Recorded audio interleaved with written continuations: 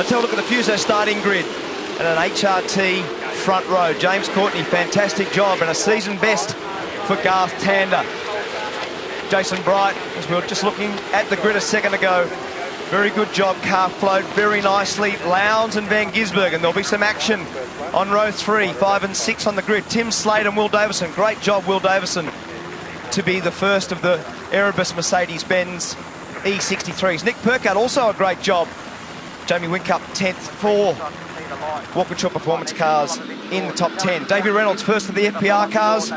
Michael Caruso, the first of the Nissans. Chaz Mostert there, as we said, a little bit crook.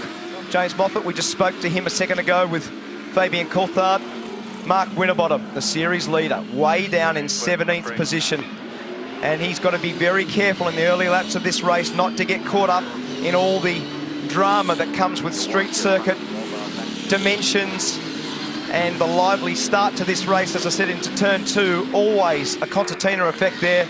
Robert Dahlgren, Jack Perkins and Dale Wood make up the 25 starters for today's race 20.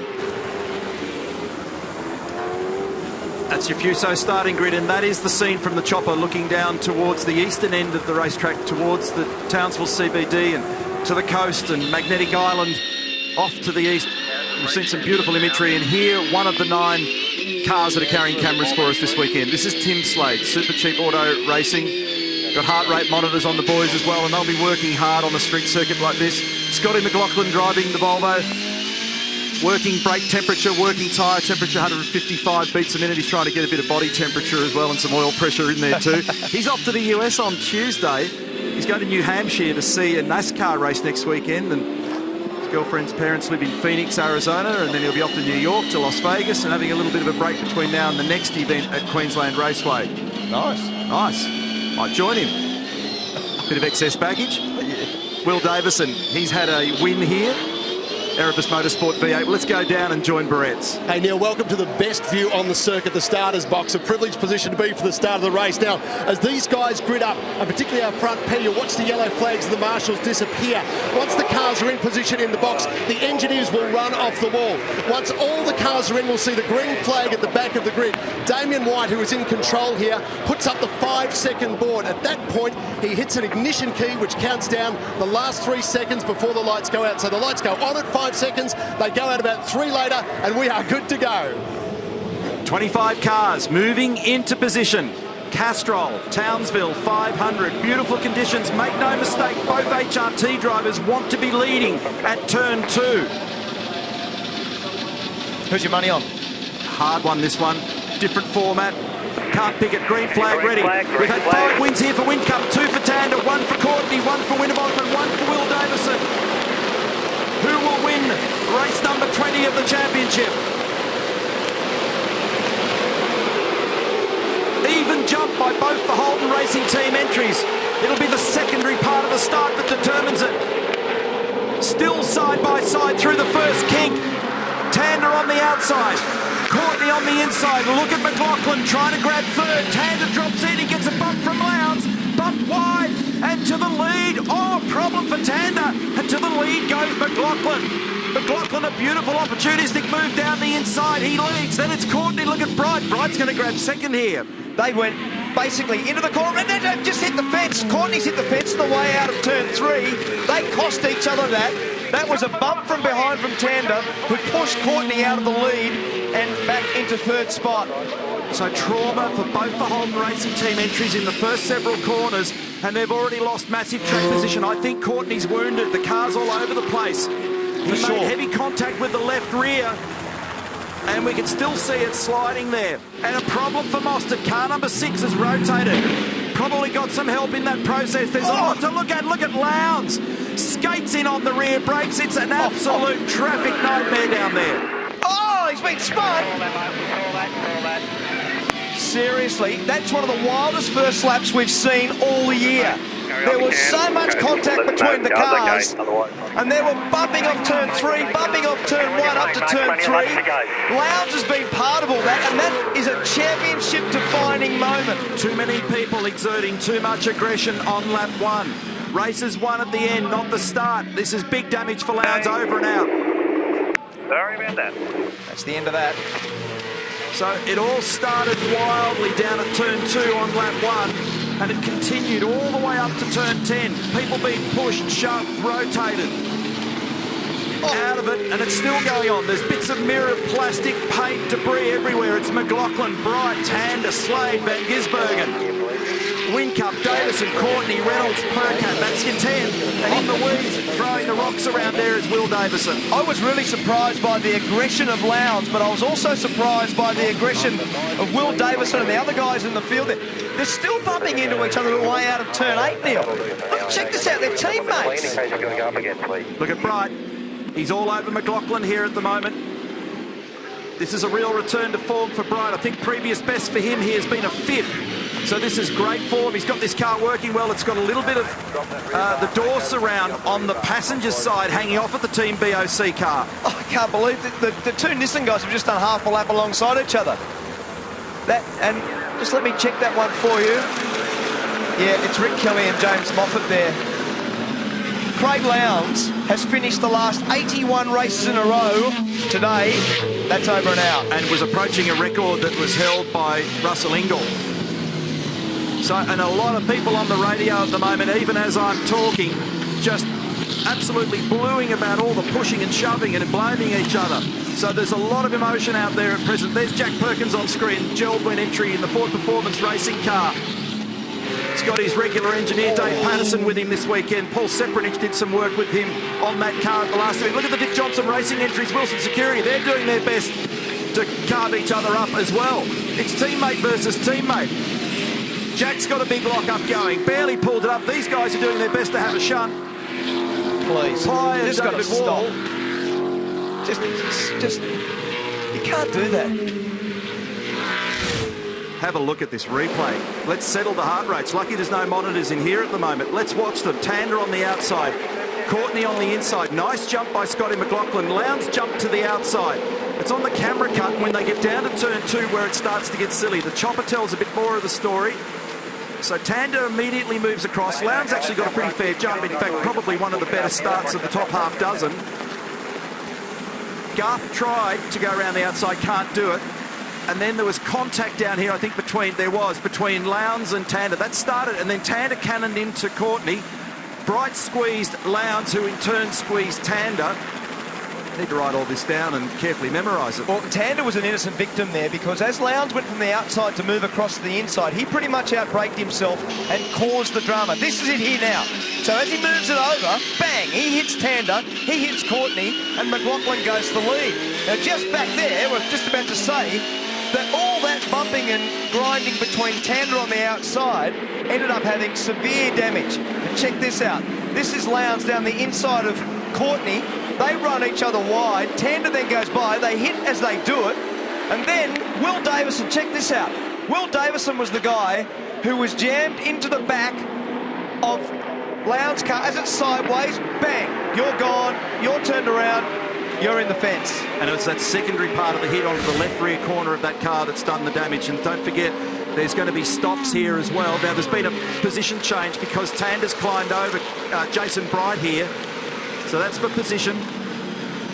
Will Davison only teetering, barely able to stop down the inside. He got it done. I wasn't sure about that one. And into the lane comes Winterbottom. Yeah, guys, just quickly, I've got my head stuck underneath Craig Lowndes' car here. You can see they're changing what's called the rear totaling. It's only about a 3 or 4 minute job. Taking a little bit longer, a little bit of finger trouble here, and there's Winterbottom. Who's that? Winterbottom just in behind me there, but he will get back out chasing some points.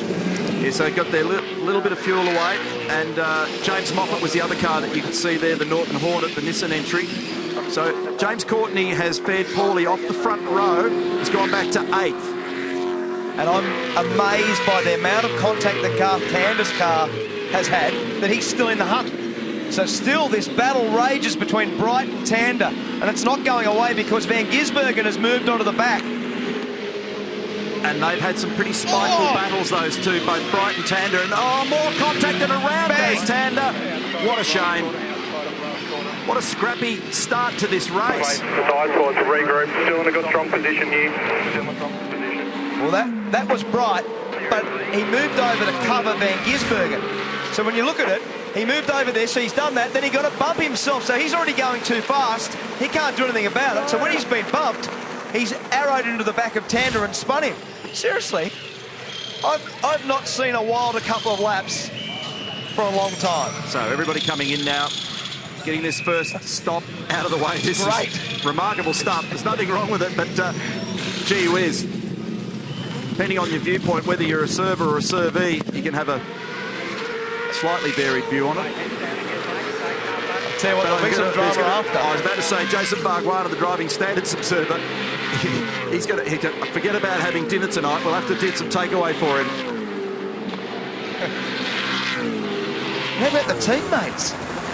Nissan teammates, Ford teammates at DJR.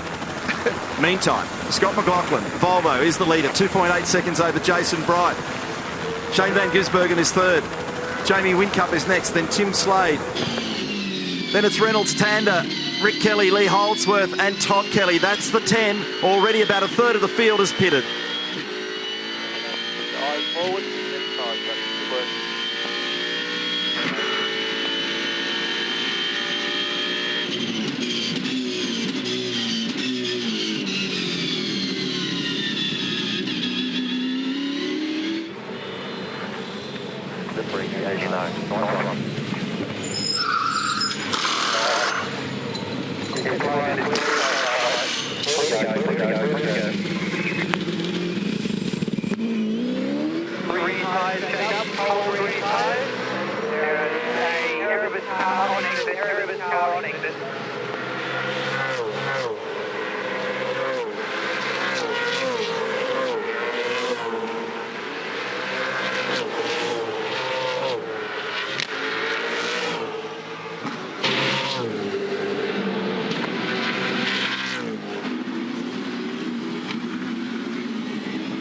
Box cover, box this lap. Up in box this lap.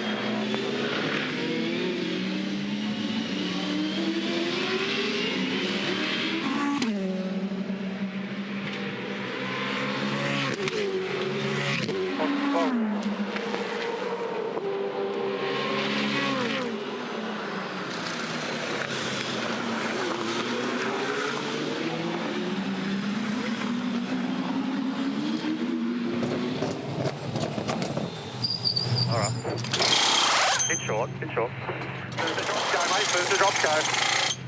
Go, mate. Go, go. All clear. Clear when the car drops, you're right to go. Go. Good job. Watch your speed.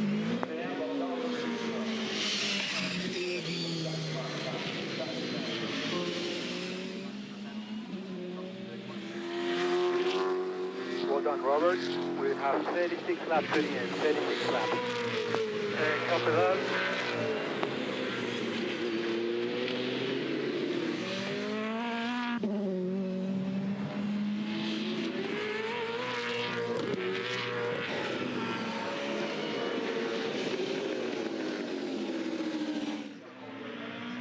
Good job, buddy.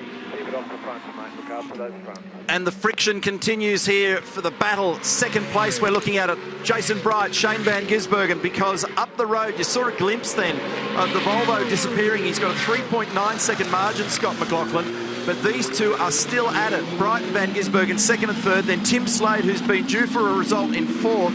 Then David Reynolds is next in the queue, and Van Gisbergen looking very, very strong at the moment as we look over the left shoulder of Slade. It's turn 3. So it's been a question of trying to keep up with all the antics in the opening lap. That first half of lap 1 was just bizarre. And then a lot of events that involve knock-ons, and as a result of that, the contact between cars 28 and 97, Tander, Bright and Van Gisbergen is under investigation. The incident we saw at turn 13. Watch Van Gisbergen here because he's trying to force a hole. He's pushing super hard. He'll have a go down here. He'll stand it on its nose, but Bright's got in there very deep and manages to hang on just. It was good driving by Jason Bright then. He didn't block. He just braked the car as deep as he could possibly block. And then by the time he actually got the car turned, he didn't need to be across on the inside. He was actually out on the race line. So that blocking, it costs you time, and it effectively allows the other guy to just keep on the back of you and keep harassing you, which Van Gisbergen's very, very good at. So Van Gisbergen now shaping up again at turn 2. This was where all the drama unfolded at the start of the race. There were 3 or 4 abreast, bumping into each other, running each other into the fence. I think you'll find also that some cars are carrying little wounds here. So at the moment, for example, Bright's clearly got a bit of pressure on him, not only from Van Gisbergen, but I reckon he's got something going on with the car. He's not quite lapping at the rhythm that you might expect. That's allowing Slade and Reynolds to get in the game. And it's also allowed McLaughlin to disappear from this battle because he's 5.5 seconds in front. Look at the front of Rick Kelly's car in the background here as well. The Jack Daniels car looks got a fair whack on the snout. Car number 15 behind this group. Team Red Bull have had their hands full. Mark Dutton just working on getting Craig Lowndes out at the moment. They're just about to get him going by the look of it. Bit of discussion going on. I might just try and get a quick word with Mark Dutton. Sorted out Craig's problem, Mark? Yeah, so there was some rear damage. That's why I had the latest spin. So in the first few laps when everyone was hitting each other, sustained some damage. 3 seconds fuel, boys. Sorry, I'm talking to them as well. Yeah, so he was sort of helped with his spin later on. So he didn't do it all on his own. So we've got it out just in time to do enough race laps to be counted as finishing. You're a busy man. We'll let you go. Thanks. Cheers, mate. So well done, Barretts, because he can't afford to go one more lap down. He's got to do 33 laps to be classified as a finisher. So if he goes one more lap down, he won't be a finisher, won't get those points. Slade and Reynolds in for their compulsory stop. Meantime, Garth Tander is in the midfield, done the fastest lap of the race. There's Lowndes, all tight between Slade and Reynolds. They resolve it by a whisker. Blue stationary flag being shown there, just warning them of the oncoming traffic, and there it is. There's a big pile of it. It's McLaughlin, Van Gisbergen, Bright, Rick Kelly, who I spoke of before, is now in position 4. There's still 6 cars to take their compulsory stop. Adrian Burgess, certainly not the way that you wanted that race to start with both your boys on the front row of the grid. That first couple of laps, that was just absolutely wild stuff. Yeah, didn't go to plan, did it? There's some average driving. One bloke managed to take both of them out. But yeah, look, we'll see what happens. Long race, long weekend. We've got the pace. We'll let the stewards do their job now, and they can adjudicate fair driving and unfair driving. But yeah, look, head down. We got 4 cars. They're all still in the hunt, so we'll fight another day. There's 25 blokes out there. 4 are yours. Watch the one bloke. Pardon? There's 25 out there. 4 of them are yours. Who's the one bloke? I don't know. Come on, give us some names. Give us some names. Watch. One of my old friends, I think. Okay, thanks, Adrian. And we were looking at Garth Tander when the interview was taking place. He had a very big lock-up on the inside front. That was heading in, I think, turn 5 there before Scapey probably put him... Oh, Lowndes is off and in. So they've sent him back out there. There's clearly been another issue, and Lowndes is in the tyre barrier and potentially going nowhere. That is quite a heavy incident because it's a long way into those tyres. Adrian Burgess was actually referring to Craig Lowndes as the... Right, it's turn left. Yeah, so that, I think, is down at turn 8. So we'll just, we'll get a shot of that. And responding at Valvoline Racing. So in comes the Volvo. Scott McLaughlin takes the opportunity. 5.4 second margin he had over Van Gisbergen. And Gizzy goes with him, and so does Jason Bright, no surprise.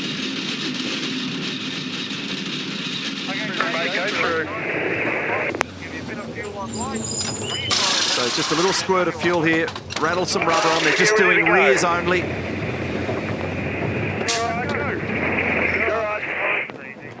And here's the man that's been doing the chasing, Van Gisbergen. He's looked pretty speedy, and there's Bright in the background.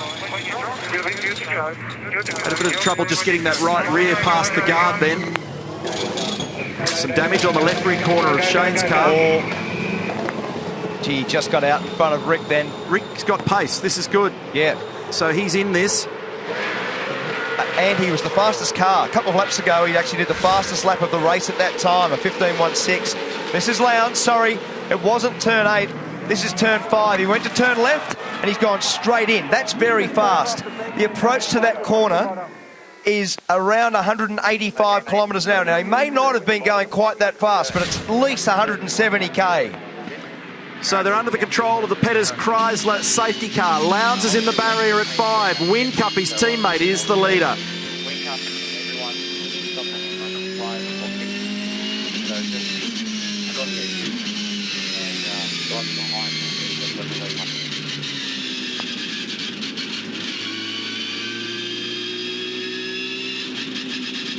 you got safety car yet, mate? What's the balance like, buddy? And what do we need to do bar-wise? Because obviously have a little bit of push now, I think. Yeah, I might just go back to like 40 or something for the start, yeah. Yeah, good plan, mate. Oh, here's Whincup pitted, has he? All these guys around me? Yeah, Whincup got it, mate.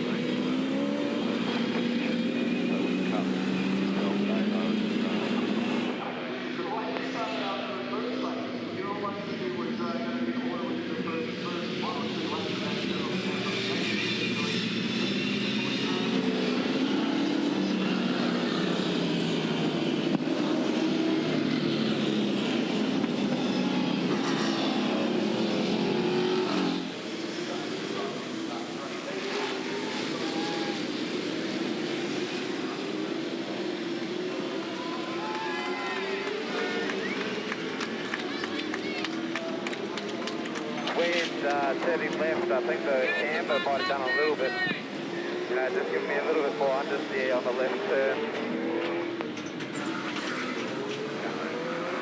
How's the locking, alright? Good.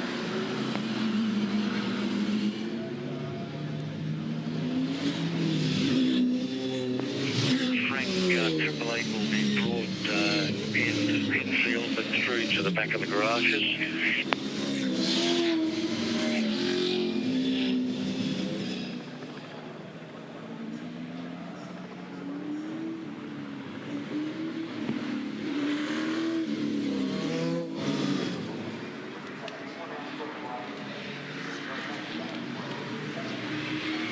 Back in Townsville, Petters Chrysler safety cars grabbed the field.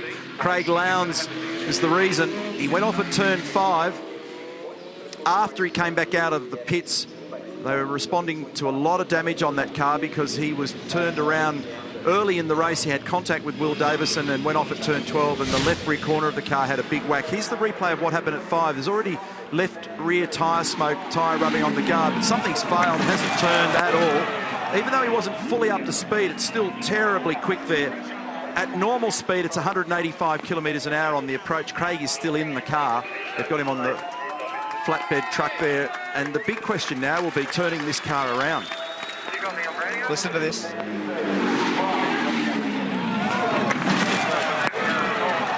So that's getting it repaired, turning it around and getting it out for the next one.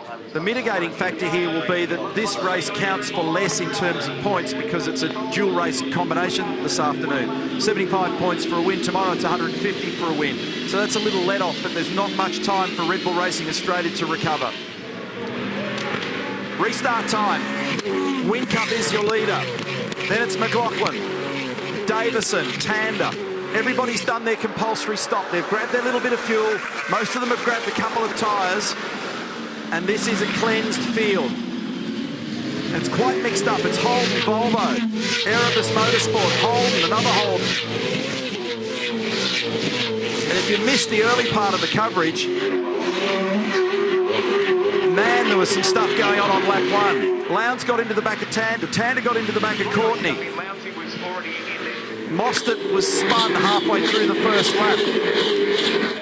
And then later in the lap, Will Davison and Craig Lowndes got together after Lowndes took a dive down the inside at turn 11 that didn't really work. You know the extraordinary thing out of this?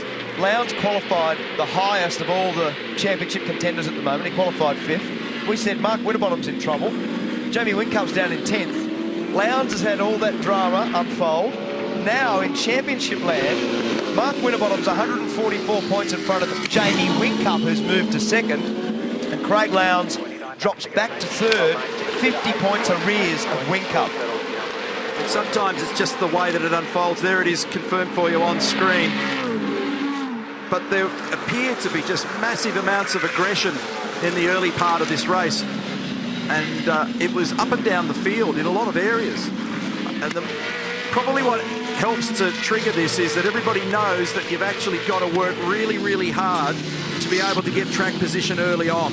And if you can't, you're going to pay hard for the rest of the day.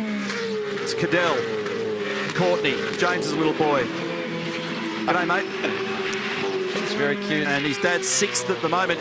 I had a brain freeze this morning because he's wearing the State of Origin colours on the Holden Racing Team cars. Look at the damage on the front of Rick Kelly's car there. I referred to that earlier. And he's got different colour overalls. We took a shot on board and went, that's James's helmet, but not James's suit. Took a while to resolve that one, so I had to go down to the pits before just to decide it for myself and get myself back in balance. And a shout out to Jazz Ingle, Russell Ingle's daughter, who's 10 today.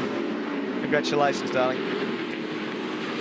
Oh, just got it stopped. I thought for sure there was going to be contact then, and Jack Perkins bounces off the tyre wall on the left-hand side, but he might have more drama than this as Dahlgren comes up alongside.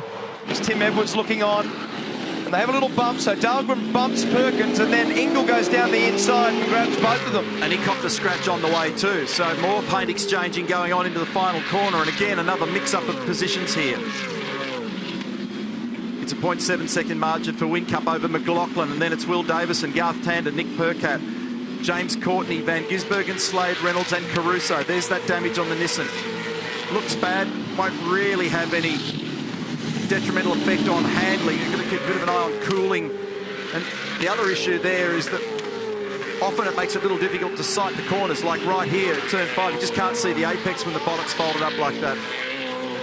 Yeah, that'd be the biggest problem for sure, especially with the new generation cars. You sit a long way back and to the centre.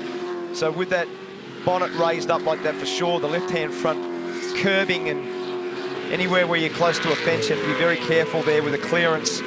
Lucko?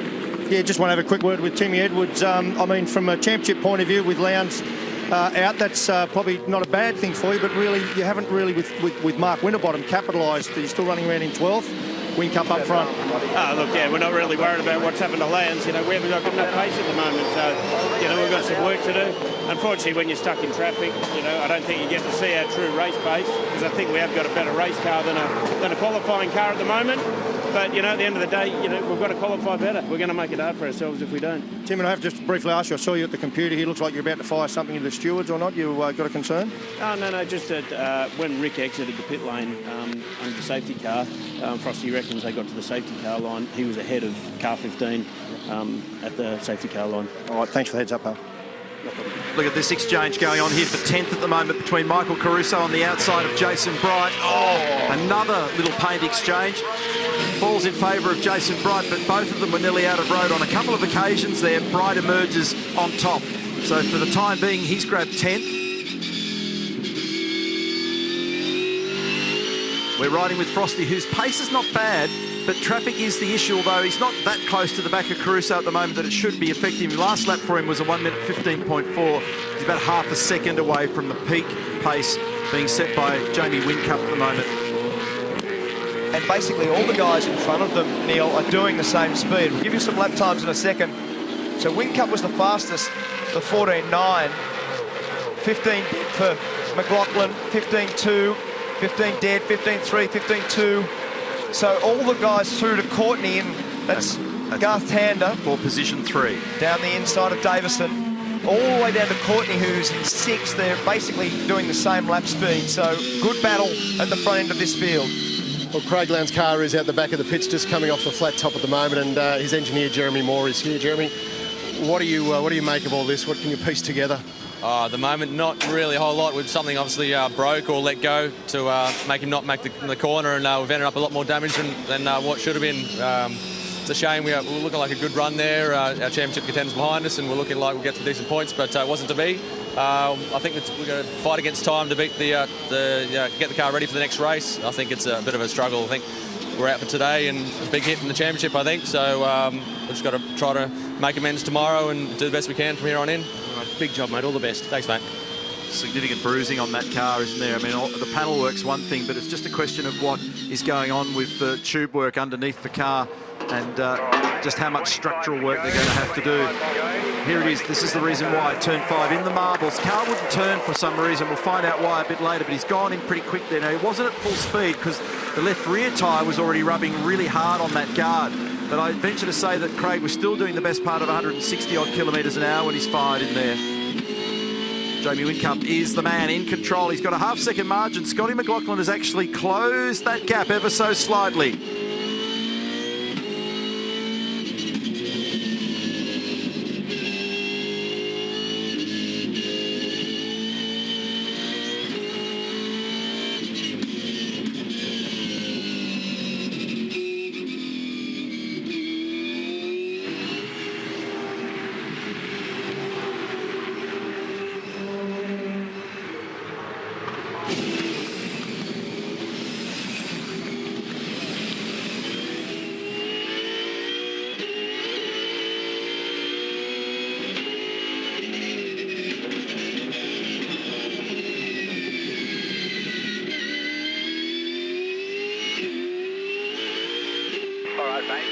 after pulling away from the pack behind, let's keep our eyes forward and look after these tyres. We'll get him at the end.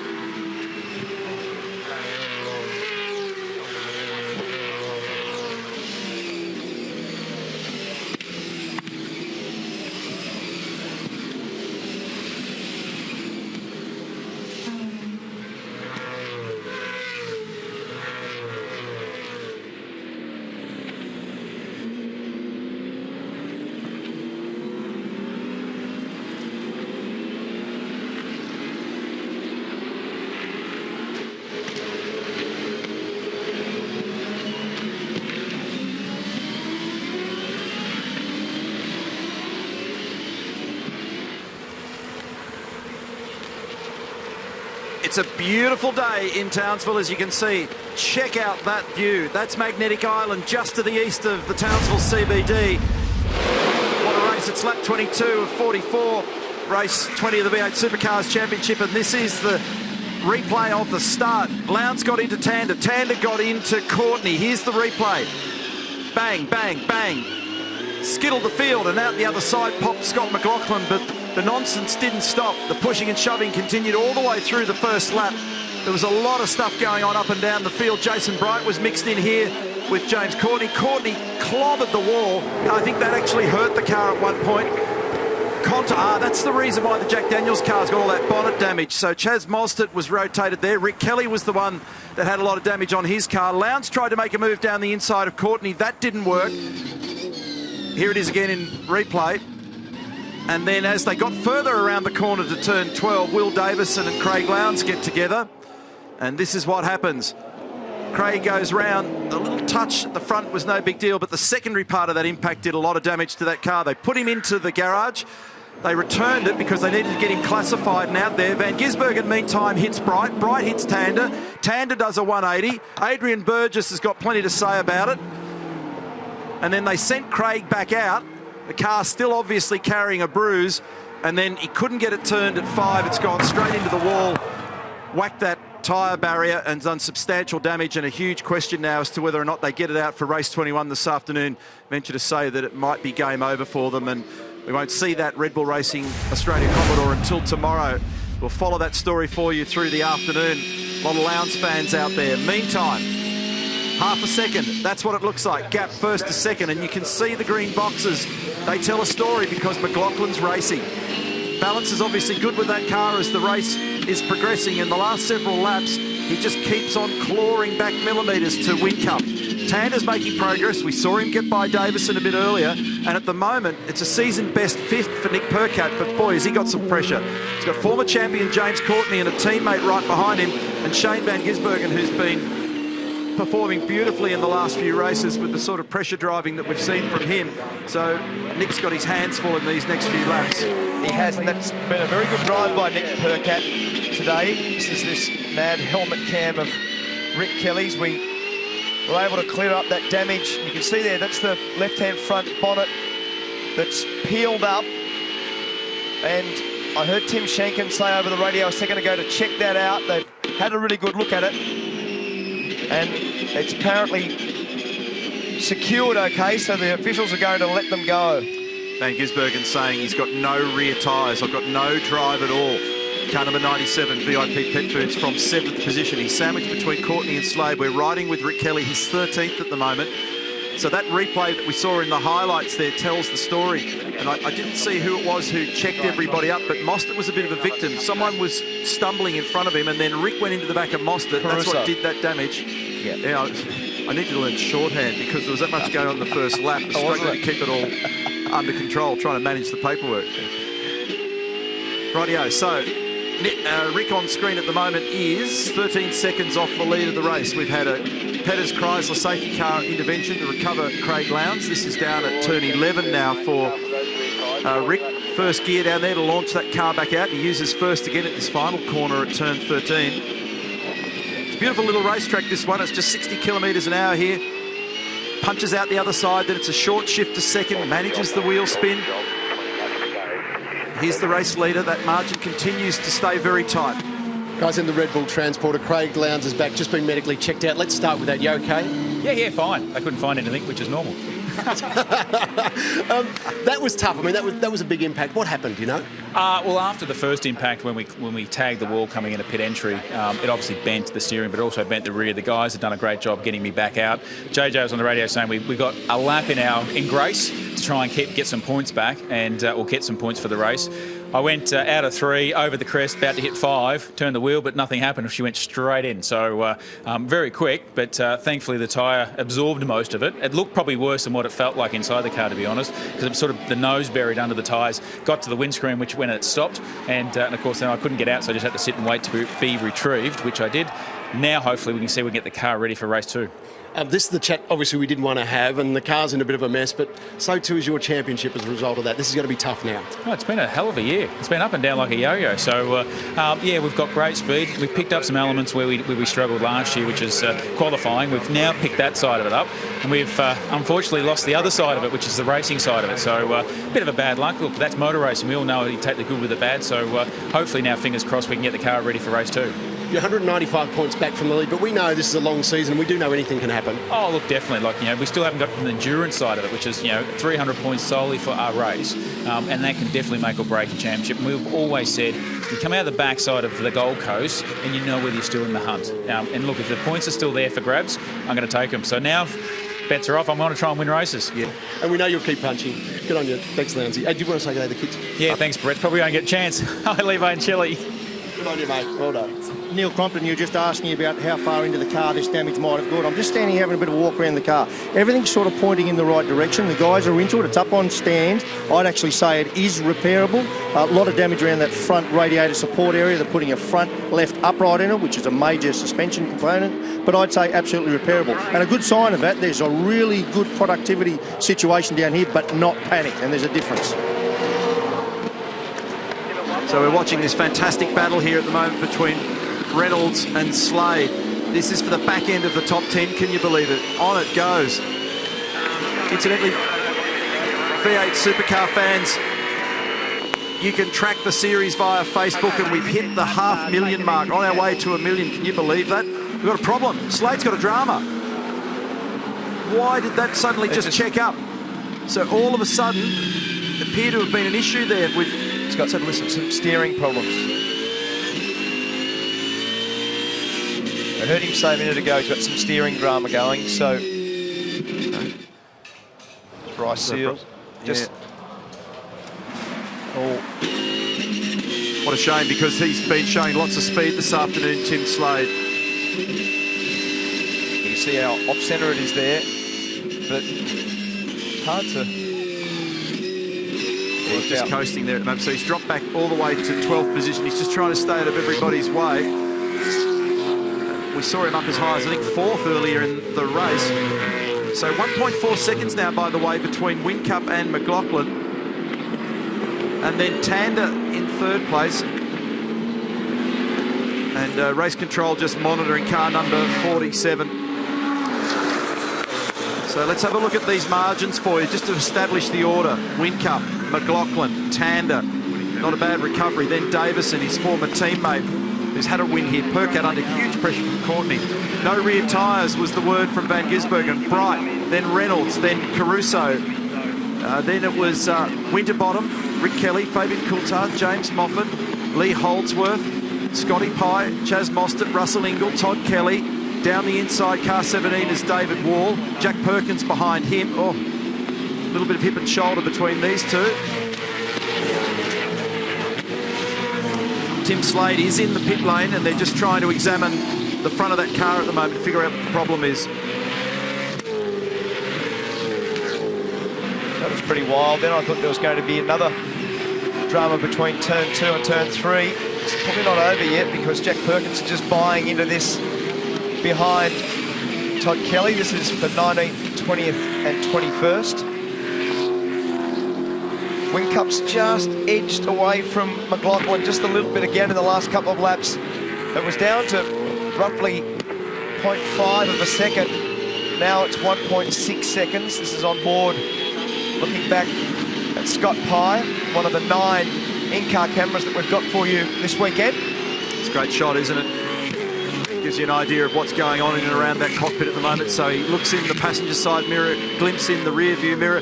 Now he's checking data, watching the shift lights. He's got an awareness of what's going on around him. 6-speed sequential gearbox feeds it back to second gear down here at turn 2.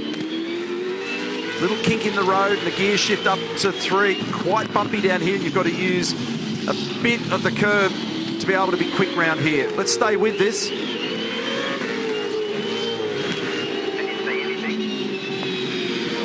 Dab a brake just to get the nose on line here. Again, climbing over a bit of curb.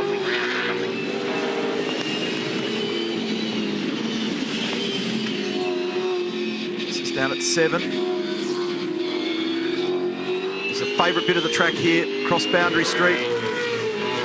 When the tyre condition's good, it's 100% throttle.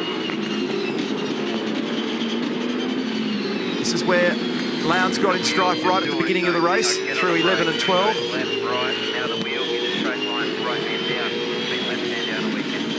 And into the final corner here, back to first gear for Scott. This is the corner that I spoke about earlier in the race where some are choosing second to look after the rear tyres. And Scotty Pye in car 16, 16th position at the moment. 23 seconds from the lead of the race. Whincup is opening the margin. It's now out to 2 seconds. Whincup to McLaughlin.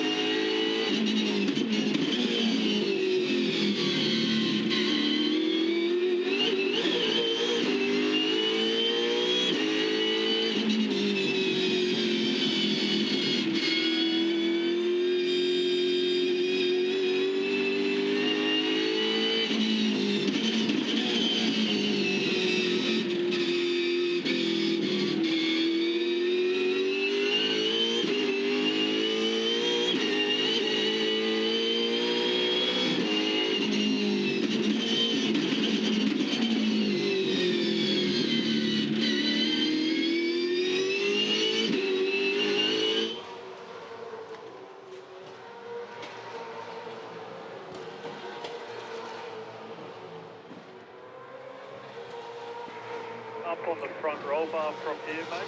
No further down on the rear.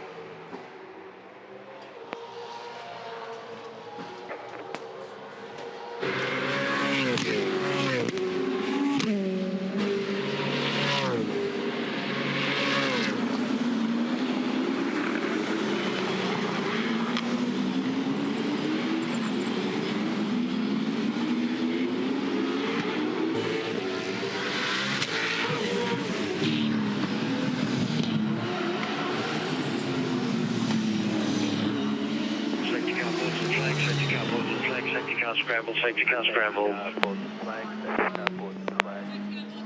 Scramble the safety car, obviously. Get out, mate, that was a bit unnecessary, I thought. I agree.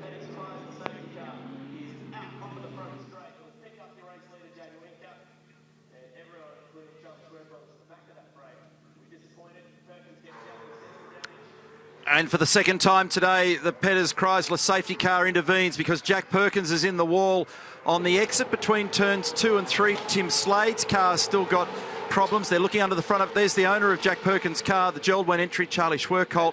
And you can tell by the look on Charlie's face what he thinks of this. There was contact between Jack and Todd Kelly on the exit of turn 2 on the route down through that little kink to the left down to the third corner, and it's resulted in Jack being in the wall. So safety cars grab the field again. Here it is again in replay. We'll see what happened.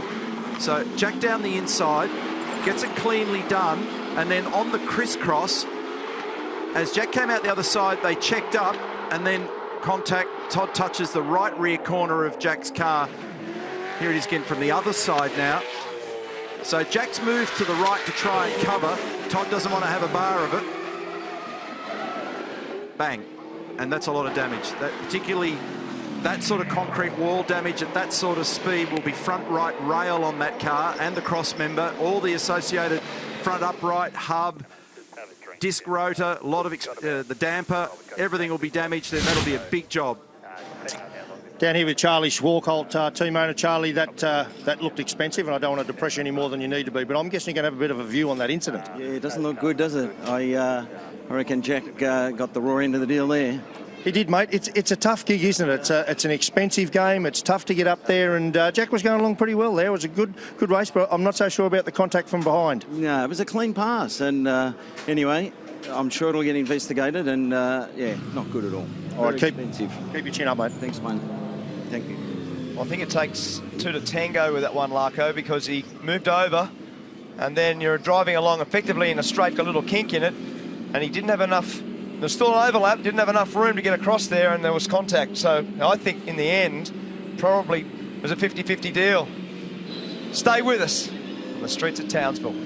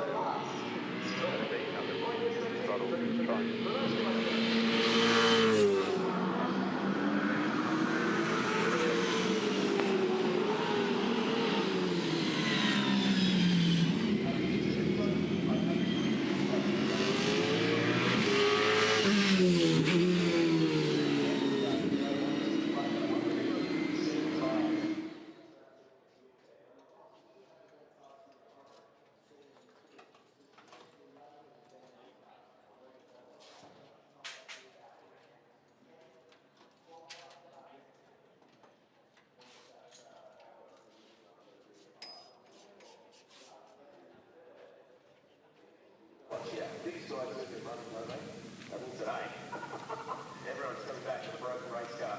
Such the nature of street races. We know there's a lot of concrete ahead and a lot of aggro drivers out there today, that's for sure. They've got to work hard on the job on car as well to get ready for tomorrow, because it's by no chance it's going to make it back this afternoon. It's a big job if they get that thing fixed in the next 90 odd minutes before. That wouldn't be worthwhile. I mean, I know we just talked about points then, but to try and race to get that fixed, you miss something and all of a sudden you're creating a bigger problem.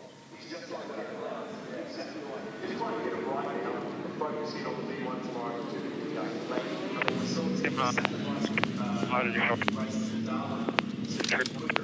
Expecting one more lap.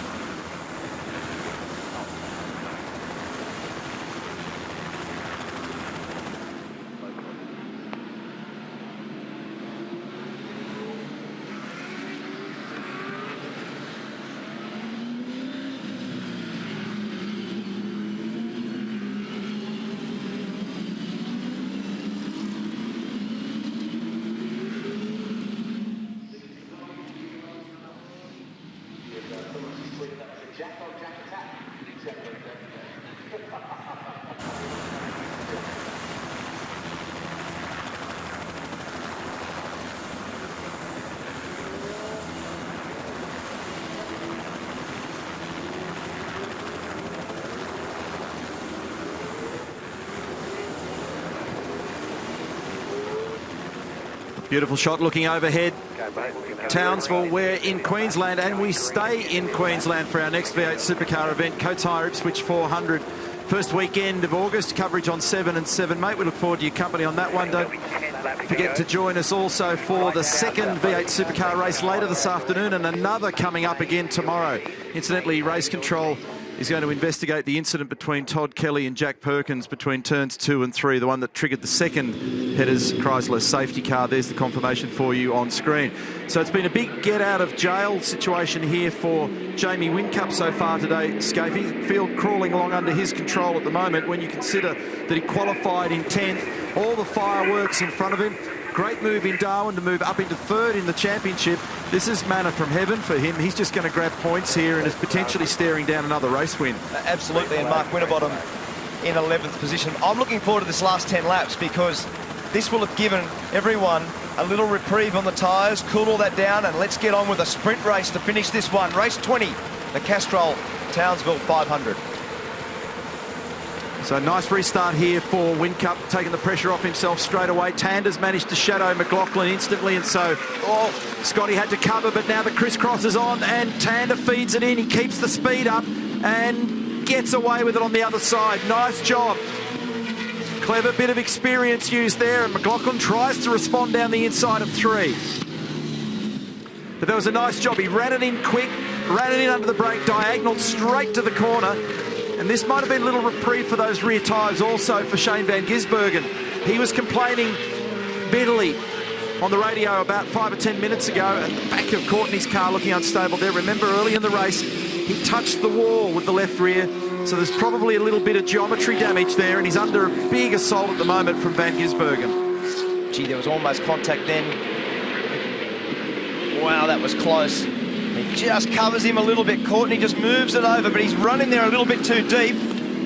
Struggling. Yeah, he's really struggling. It definitely will have had damage from that early. I was just trying to listen to the radio chat then. That early contact that we saw in the first 2 or 3 laps with everybody running into each other. That looks like more damage on Rick's car. That's worse than what we saw before. So before it was the front left corner, and now the whole front of the car's caved in. So there's more to this story. The replay might help explain it, and it does. So Moffat, Coulthard, and in front of that was Rick Kelly, who went into the back of one of the FPR cars. Winterbottom it was. Guys, there's some action out on the track for sure. Scott Sinclair, your man Todd Kelly, the finger's been pointed at him for turning around Jack Perkins. What do you say to that? Yeah, look, it's an unfortunate incident, I suppose. Look, that corner down the end there, always a bit awkward. The wall comes back. Todd left him room on the entry, and then the corner naturally closes up. So I think we'll leave that one to the stewards. I just saw on the screen then that they're going to investigate it post-race. So yeah, I'll let Jason Bargwanna decide that one. Right, thanks, mate. The hard part for Scott with that is that, given the amount of drama that's unfolded in this race, and there's more. That was Fabian Coulthard, who's wide. Well, he's got damage to the front of his car because he was actually the meat and the sandwich and all that. So he's got the bonnet folded up, and that's allowing Lee Holdsworth down the inside here. Lee was very quick frightened. There's more push and shove. One of the DJR cars into the back of him. It'll be last man standing. I'm going to break out the rental car here. It might be a chance to get on the podium. Seriously. I haven't seen as much contact as this in a long time, especially those early laps. Yeah, and the damage already up and down pit lane here is profound. We're going to try and have a bit of a look at it, so hang around. Another thing I want to try and do, listening to Scott Sinclair there, we'll try and bust open and show you the rules in regards to exactly what is and isn't allowed in terms of overtaking and contact. Hang around. While you're talking there, Larko, Tim Schenken, race director, is on the race management channel. It's a pit lane drive-through penalty, black flag, car 4, Lee Holdsworth for a violation in the pit lane. A correction at the safety car restart. My apologies, misinterpretation. So overtaking at the safety car restart, car number 4. Confirmation of that graphic up on screen at the moment. And that was all that contact that we saw. That was at the restart. So there's the black flag being shown to Lee. And this great Kotire chopper shot down the inside. What's going down the inside? That's here? Davison. Down the inside of McLaughlin. He come from nowhere and fired straight down the inside of turn 11. Oh, no, Scott's running into the fence. So Davison, is he going to be able to survive here? He fights back. He's into the side of McLaughlin. It's Benz versus Volvo. McLaughlin's out in the grass. They're rubbing concrete. They're rubbing panels. They're rubbing each other's nose in it. And the game is on. moment. Davison goes to third. Scott's just lost 4 spots. And a little bit of it was him being cheeky. He moved Davison wide. They've still got contact now with Bright. He moved Davison wide, so Davison then fired straight down the inside. And then Davison escorted him off the road coming out of turn 13. So it was a little bit of tit for tat. And Will Davison ended up running him out into the grass. And as you can see there, Scott McLaughlin, who was second in this race, has now gone to 6th and under pressure from Jason Bright. There'll definitely be damage on those cars too because they hit wheel to wheel. So it was a big move by Davison to get down the inside. And then what unfolded through turn 12 was Davison going in the fence. So this is the dive. Badly to stop. This is when we erupted because we were on board at the time. So he's gone down there, absolutely rotated it around the nose, squeezed it in there, and then rubbed it on the wall on the exit of 12. Watch this. Yeah, he did that to himself pretty much. Well, it's dirty out there. There's absolutely no grip. Here's the other angle. Look how filthy it is on the side of the road. McLaughlin's got the race line. Will want to stay with it. He's gone parallel to the wall. He might have got away with that, but you don't want to lean too hard on that left rear after this kind of contact. That's a big thump in the seat of the car when you're in it, and then he tries to stay with it. He makes it stick. McLaughlin has the thing rooster-tailing in the grass out here. Well, then he gets escorted him. Grabs a spot, and Betty's heart rate's up. All of our heart rates are up. Whincup, Tander, actually Jamie Whincup, this is seriously, the water has just parted for him and he's just blazed down the middle without a scratch. I don't think he's broken a sweat. Everybody else has got varying degrees of madness going on in their lives. Gary Rogers' heart rate was just up a little bit. I thought I had to catch him there for a minute. Gary, look, some things go your way. You've had a good year this year. This race just not going your way today. Oh, well, look, no, it's not. But by the same token, maybe we brought a bit of it on ourselves. You know, you really just got to do your best every day. Maybe we've done nearly our best today, but we'll better do a bit better later on in the day. OK, tell us about the pit stop. Bit of a problem for Scotty's pit stop. Oh, well, we lost a bit of time there. That shouldn't have happened, really, but it did. We'll move on from there now. All right, we'll let you move on. You're good at moving on. We've got to move on, mate. No good going backwards. Thanks, mate. It's a cut and dry world in Gary Rogers' land. Says it as it is. And he's great character in the paddock. Unbroken investment in the sport for more than 50 years.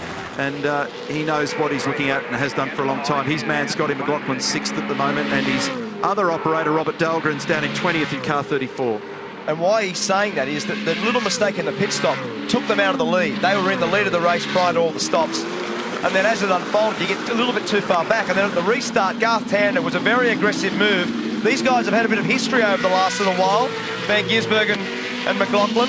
So there was a little bit of bump and grind then again. And both these guys are very brave. Well, they got a bit heated in Western Australia. Look at the heart rate there for Scott McLaughlin.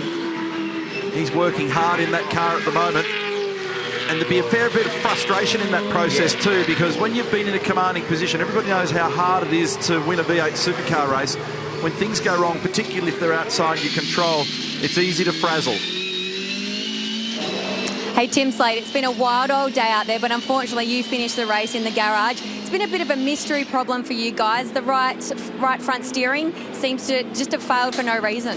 Yeah, I'm not sure. I had a radio back to the guys earlier on and complained of a bit of vagueness, somewhere in the front end, and it just sort of progressively got worse, and then it sort of got a bit dangerous, whereas, I wasn't really in control of the car anymore. The steering was sort of doing its own thing, so yeah, it's disappointing. We put ourselves in a reasonable position for both races with a fairly strong qualifying in both, but I don't know, it just seems to be the way it is at the moment. Whenever we seem to be in a reasonable position, something happens. So the boys will work hard and try and work out what it is. Maybe steering rack, I'm not sure. So yeah, hopefully get it fixed and out there again for the next one. As you said, you've got a good strong quali for the second race, and this last finish of this race is fairly entertaining. Enjoy it. Yeah, you don't want to be speaking to me. Watch a race.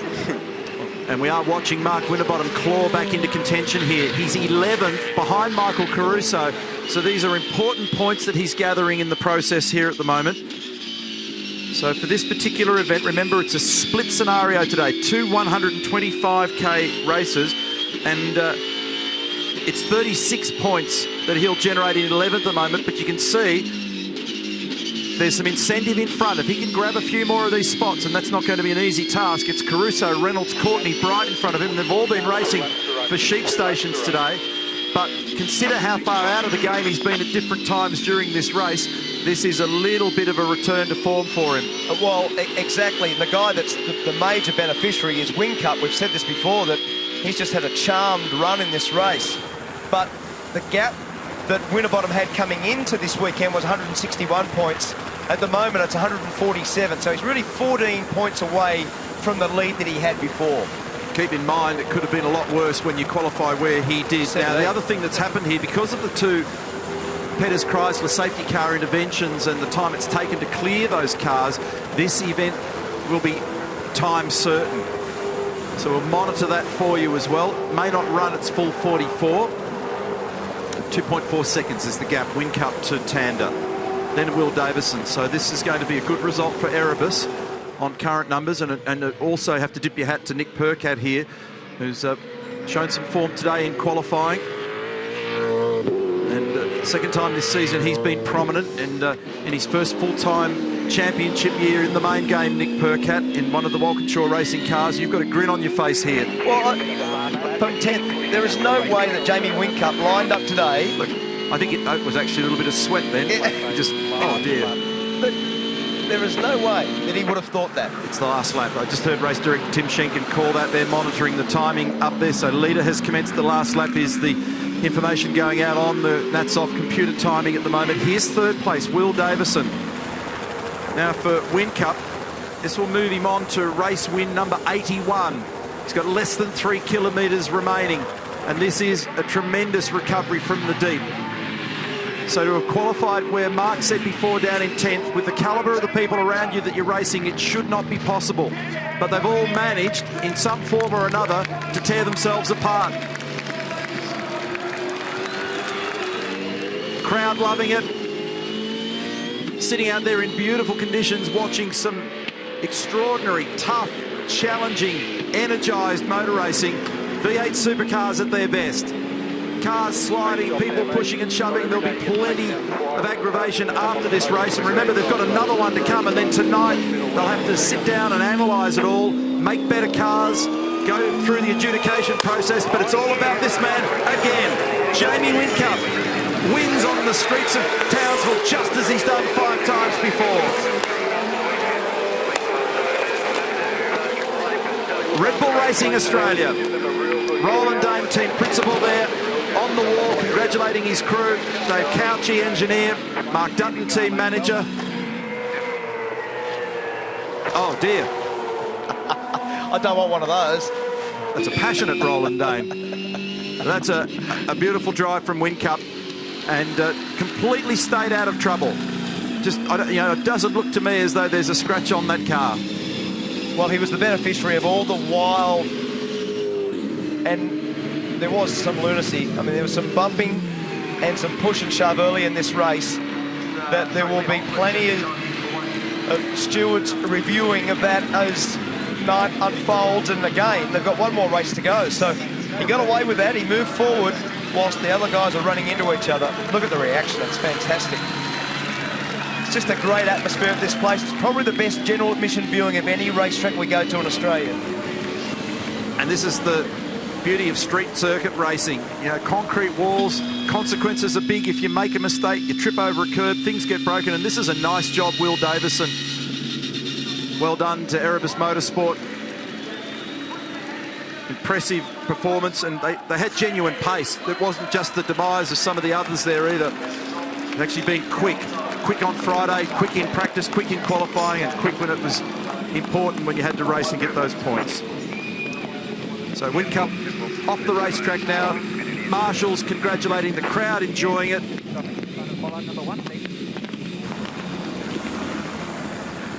It's very, very strong performance. Garth Tander, what a move. That dive down the inside of Scott McLaughlin. Very good presence of mind for McLaughlin not to turn in there either. So it takes 2 to tango with those sorts of moves. Tander, who went so well here last year, onto the podium in 2nd position for HRT. Race win number 6 for Jamie Whincup 2014. It's Jen Stuckey.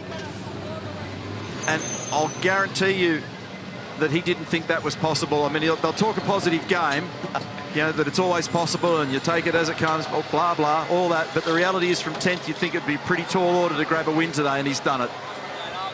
And Jan Stuckey was saying to me before that she went into Jamie before qualifying to say, you should be on pole, why are you 10th? Well, now she's the first one to congratulate him. So even the government people are so attached to this sport and to this man, and what great vision of turn 5 over the curb. The car was beautifully controlled, and what a day from 10th position and into position 2 in the championship. 147 points in arrears to Mark Winterbottom. And notice it's a scratch-free car there as we look at the super slow-mo replay of Jamie Whincup. Neil Crompton just noticed that you have a scratch-free car. I think you're the only car that started this race that's come home scratch-free, but from 10th to 1st, mate, well done. That's an incredible drive. Yeah, as you know, massive action at the start there, and I was able just to keep it clean and come through. I don't think I'll be that lucky the next one. I'm starting back in 10th again, so a great start to the weekend, but still a long way to go. Yeah, and bank those points as well, and bank this as well. One of your biggest fans has got something for you. The Honourable Jan Stuckey, Minister in Queensland for Tourism and Major Events, who we know is a big fan of yours. Today. You did. I am your good luck charm today. Congratulations. Thank you very much. I'm so excited for you. It was a fantastic race. Really great. Appreciate it, Jan. Appreciate your support. Thank you. Good on you, Minister. Thanks very much. Well done, Jamie. Enjoy that. And gee, Garth Tander, you went through the ringer today.